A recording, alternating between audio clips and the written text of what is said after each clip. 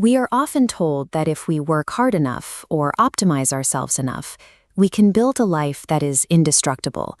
But eventually, a level of pressure arrives that exceeds even the best engineering.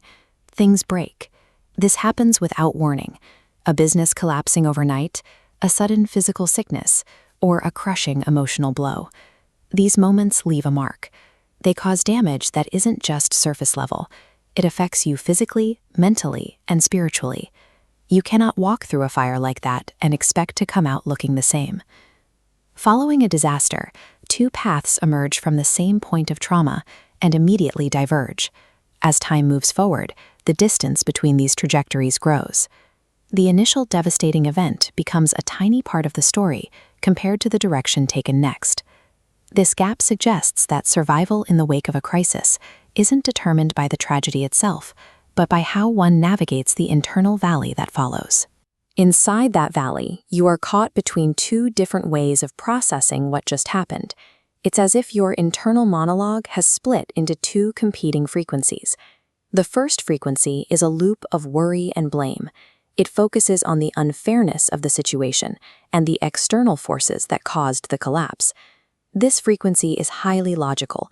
It looks at the data of your life, the lack of money, the lack of support, the sheer scale of opposition, and concludes that the odds are mathematically impossible.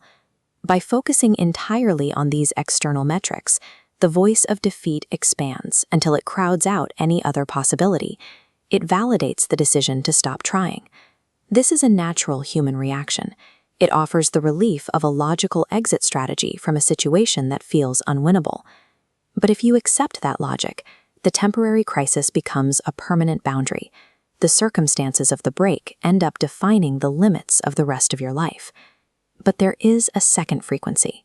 It doesn't ignore the crisis, but it operates on a different set of principles: wisdom, gratitude, and a refusal to let the current evidence be the final word. This approach doesn't require a specific background or a bank account full of resources. It functions independently of your resume or your current standing. It starts with finding a singular internal reason to endure, something as concrete as a family that depends on you, or the simple conviction that your story isn't over yet. This requires a pivot. Instead of looking at the adversity as a reason to retreat, you look at the sickness or the struggle and decide that survival is the only acceptable mandate. There is a specific capacity required to remain in that place of friction. It isn't about escaping the damage, but refusing to retreat from the very process that is currently breaking you. Staying in that fire is what actually begins the transition. The prolonged exposure to the struggle is precisely what builds the resilience needed to survive it. When you fight through the valley rather than retreating, something shifts in your underlying psychology. We track this through a cycle of stress and adaptation. Pushed to its limit without collapsing, the system adapts, elevating its baseline. As this repeats, you grow stable. The insurmountable is now your new foundation. This is a metamorphosis. As you navigate the lowest point of the struggle, the pressure forces you to develop new properties. You are shedding the limitations of who you used to be. You begin to take the form of who you were supposed to be all along, someone who has been tested by the fire and integrated that heat into their own structure. The result of this endurance isn't a return to who you were before. You carry the marks of the break, but through the act of standing your ground, you have transformed that damage into a version of yourself that can no longer be shattered by the same forces.